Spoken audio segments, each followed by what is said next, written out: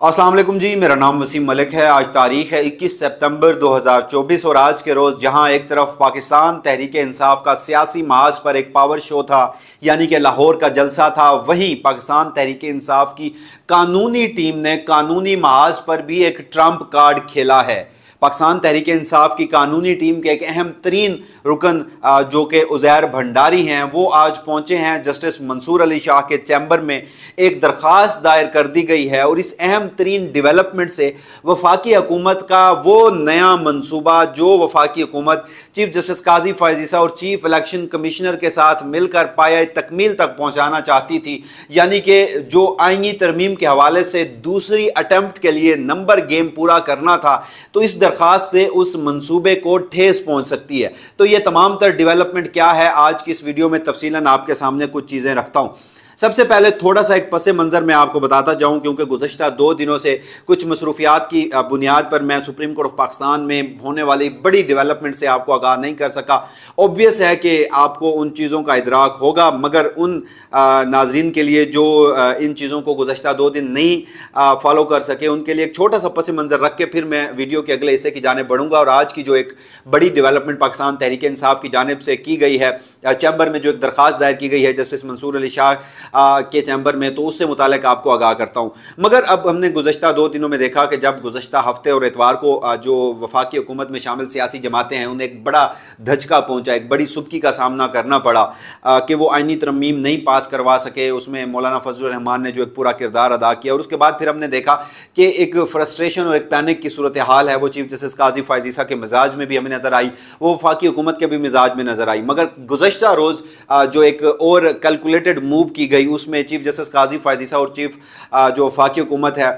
वो किस कदर ऑन बोर्ड थे, और चीफ जस्टिस काजी फैज़ ईसा अपनी आईनी तरमीम के लिए, इन आईनी तरमीम के लिए, अपनी एक्सटेंशन के लिए किस हद तक आगे जाने को तैयार है। वो हमने देखा कि एक ऑर्डिनेंस जो है वो वफाकी काबीना से पहले मंजूर कराया जाता है, वफाकी काबीना का इजलास नहीं होता, सर्कुलेशन से एक समरी मंजूर कराई जाती है, उसके बाद सदर मुमलिकत आसिफ अली जरदारी उस आर्डिनेंस की मंजूरी देते हैं, और फिर चीफ जस्टिस काजी फैज़ ईसा गुज़श्ता रोज़ इसी वक्त में जस्टिस मुनीब अख्तर को 3 रुकनी जजेस कमेटी से निकाल कर क्या करते हैं, जस्टिस अमीनुद्दीन खान को शामिल करते हैं, और उसके बाद एक कमेटी का इजलास होना होता है। मगर जस्टिस मंसूर अली शाह अदम हाजिरी पर वो कमेटी का जो इजलास है वो सोमवार के रोज़ तक मौखर कर दिया जाता है। तो इस सारे दौरान में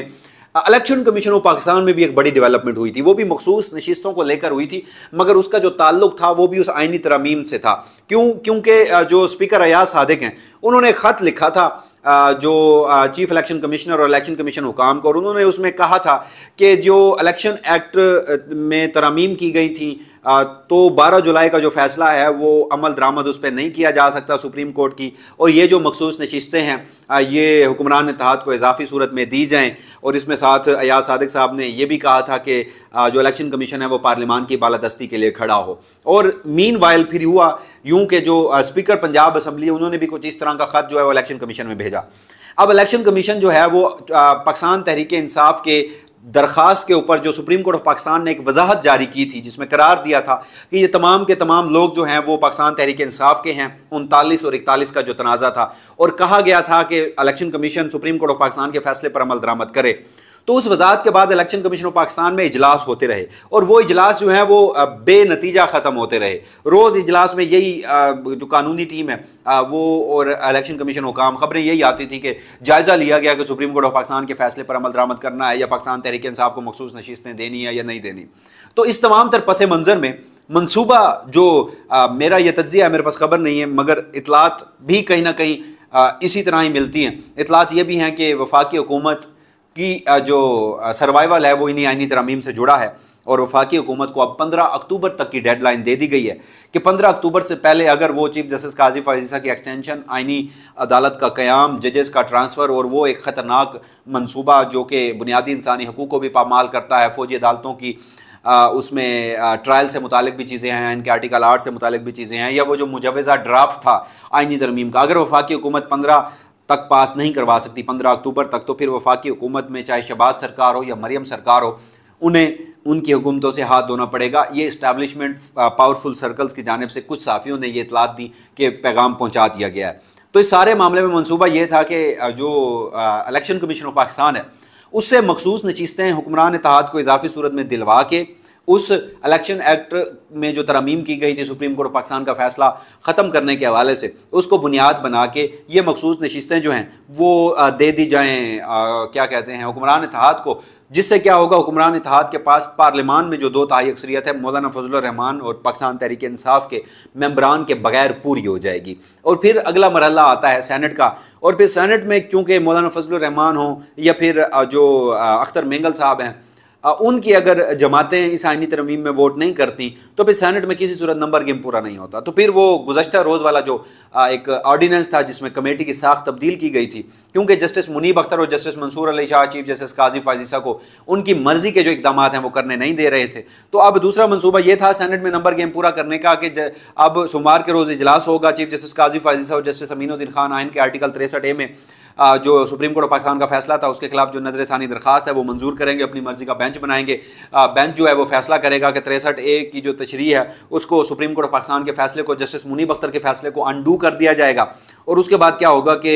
जो डिफेक्शन क्लॉज है वो नहीं लगेगी और वोट जो है वो काउंट होगा। तो फिर पाकिस्तान तहरीक इंसाफ के सैनेटर्स हों, मौलाना फजलुर रहमान के सैनेटर्स हों, ये बाकी सैनेटर्स हैं, उनसे वोट लेकर ये आइनी तरमीम पास करवाई जाएंगी।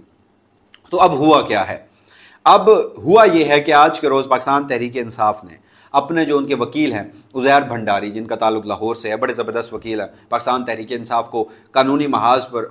उन्होंने इमरान खान को भी रिप्रेजेंट किया मुख्तलिफ मुकदमों में, तो उन्होंने आज के रोज़ जस्टिस मंसूर अली शाह के चैम्बर में एक दरख्वास्त दायर की है। अब वो दरख्वास्त क्या है? वो दरख्वास्त ये है, वो दरख्वास्त मखसूस नशिस्तों से मुतालिक है, वो दरख्वास्त मखसूस नशिस्तों के फैसले की कंटिन्यूएशन है। वो दरख्वास्त इसी तरह की है कि जिस तरह इससे कबल इलेक्शन कमीशन ने फैसले पर अमल दरामद के सिलसिले में वजाहत मांगी थी, वो दरख्वास्त इसी तरह की है जिस तरह पाकिस्तान तहरीक इंसाफ ने इलेक्शन कमीशन ऑफ पाकिस्तान की वजाती दरख्वास्त के पैरावाइज जवाब में जस्टिस मंसूर अली शाह के चैम्बर में कुछ चीज़ें रखी थी, जिसकी बुनियाद पर फिर सुप्रीम कोर्ट ऑफ पाकिस्तान की वजाहत आई थी। तो एक मरतबा फिर जस्टिस मंसूर अली शाह के चैम्बर में दरख्वास्त दायर करके ये इस्तदा की गई है कि सुप्रीम कोर्ट ऑफ पाकिस्तान के जो 8 रुकनी जजेस का बेंच है वो इलेक्शन कमीशन ऑफ पाकिस्तान को ये हिदायत जारी करे कि जो इलेक्शन एक्ट में तरमीम हुई थी वो सुप्रीम कोर्ट ऑफ पाकिस्तान के फैसले पर असरअंदाज नहीं होती। ये भी इस्तदा की गई है कि करार दिया जाए कि जो स्पीकर का ख़त है उस पर इलेक्शन कमीशन ऑफ पाकिस्तान अमल दरामद नहीं कर सकता। ये भी इस्तदा की गई है कि इलेक्शन कमीशन ऑफ पाकिस्तान को कहा जाए कि स्पीकर का जो ख़त है उसे मुस्तरद किया जाए। यह भी कहा गया अपनी दरख्वास्त में पाकिस्तान तहरीक इंसाफ की जानिब से कि जो सुप्रीम कोर्ट ऑफ पाकिस्तान के 8 रुकनी जजेस हैं वो इलेक्शन कमीशन ऑफ पाकिस्तान को इस बात से रोकें कि ये मखसूस नशिस्तें जो हैं वो हुक्मरान इत्तेहाद को इसाफी सूरत में दी जाएँ, बल्कि ये कहा गया कि ये मखसूस नशिस्तें पाकिस्तान तहरीक इंसाफ को दिलवाई जाएँ। और साथ ये भी कहा गया कि इलेक्शन एक्ट में जो तरमीम की गई थी सुप्रीम कोर्ट ये वजाहत जारी करे कि वो सुप्रीम कोर्ट ऑफ पाकिस्तान के 12 जुलाई के फैसले को ख़त्म नहीं करती। तो अब ये जो दरख्वास्त है ये चैम्बर में दायर की गई है, जैसे मैंने आपको बताया था कि जस्टिस मंसूर अली शाह के चैम्बर में दायर की गई है पहली दरख्वास्त की तरह। तो इसमें 3 रुकनी जजेस कमेटी का कोई ताल्लुक नहीं है, इसमें ये कंटिन्यूएशन है 12 जुलाई के फैसले की। और शायद यही वजह थी कि 12 जुलाई को जस्टिस मंसूर अली शाह और दीगर 7 जजेस ने इस मामले को कहीं ना कहीं अपने चैम्बर में पेंडिंग रखा था, उन्हें इस तरह की सिचुएशन का इदराक था। तो अब यह होगा कि जैसे पहले एक वजाहत जारी की गई थी जिसमें 41 आज़ाद अरकान को भी पाकिस्तान तहरीक इंसाफ का सुप्रीम कोर्ट ने करार दिया था और कहा था कि ये किसी कानूनी और आइनी मामलात पर जो वोट है वो पार्लिमानी पार्टी की हिदायत पर देंगे, जिस पर बड़ी चीखें भी निकली थी हुक्मरान इत्तेहाद की, जिसके बाद ये सारे वाक़यात हुए। तो अब ये वजाहत अगर आज के रोज़, जैसे आज हफ्ता है, आज के रोज़ भी जारी नहीं होती, कल के रोज़ भी जारी नहीं होती, parallel election commission of Pakistan में ये इजलास भी जारी हैं, और अगर meanwhile election commission of Pakistan इन 2 दिनों में फैसला करता है कि वो मखसूस नशिस्तें इजाफी सूरत में हुक्मरान इत्तेहाद को देनी है, तो सोमवार या मंगल के रोज़ इस तरह की जो वजाहत है वो जारी हो सकती है सुप्रीम कोर्ट ऑफ पाकिस्तान से, क्योंकि ये 3 रुकनी जजेस कमेटी का मामला नहीं है। ये दरखास्त रजिस्ट्रार ऑफिस में नहीं जाएगी, जजेस कमेटी के पास नहीं जाएगी, काजी फाजिसा का इस मामले में कोई ताल्लुक दूर दूर तक नहीं निकलता, बराह रास्त जस्टिस मंसूर अली शाह के चैम्बर में यह दरखास्त दायर की गई है। तो बहरहाल एक बड़ी डेवलपमेंट इस सूरत में है कि जहां चीज़ें वन साइडेड चल रही थी और यूं लग रहा था कि जैसे इस मरहले पर वफाकी हुकूमत, इलेक्शन कमीशन ऑफ पाकिस्तान और चीफ जस्टिस काजी फाजिसा की सहूलतकारी से इस आइनी तरमीम को चाहे गैर आइनी तरीके से मगर मंजूर करा लेगी, और उसके बाद चीफ जस्टिस काजी फाजिसा बैठे होंगे और वो इसको प्रोटेक्शन देंगे। तो ये तमाम तर मरहला जो है वो अभी भी गेम ऑन है, खेल जो है वो दिलचस्प मरहले में दाखिल है। और मैं आपको एक चीज़ बताता चलूँ कि मैं ये समझता हूँ, अभी भी मैं अपने उस मौक़िफ़ पे कायम हूँ कि जो पहली अटैम्प्ट हुई थी आइनी तरमीम की उससे गुज़श्ता 6 महीने से मैं कंटिन्यूसली एक बात दोहरा रहा था कि चीफ जस्टिस काजी फायज ईसा 25 अक्टूबर को रिटायर होंगे और उनकी मुद्दत मुलाजमत में तोसी नहीं होगी और आईनी तरमीम मुझे मुश्किल दिखाई दे रही हैं। तो स्टिल मैं अपने उसी मौक़िफ़ पे कायम हूँ, क्योंकि वजह यह है कि जो पहली अटैम्प्ट थी उसमें नाकामी के बाद अब दूसरी अटैम्प्ट मज़ीद मुश्किल हो गई है, और जहाँ इलेक्शन कमीशन ऑफ पाकिस्तान की सहूलतकारी और चीफ जस्टिस काजी फायज ईसा की सहूलतकारी है, वहीं सुप्रीम कोर्ट ऑफ पाकिस्तान के ये 8 जजेस, इनका तफसीली फ़ैसला भी अभी रहता है जारी होना, और इनका ये जो सारे मामले में वजाहत है वो भी जारी हो सकती है, जिसके बाद जो सूरत हाल है वो मज़ीद क्लैरिटी के साथ सामने आ सकती है। इस हवाले से जो भी फर्दर डेवलपमेंट होंगी वसीम मलिक अपनी इसी प्लेटफॉर्म से आपको आगाह रखेगा। तब तक के लिए मुझे दीजिएगा इजाज़त। अल्लाह निगहबान।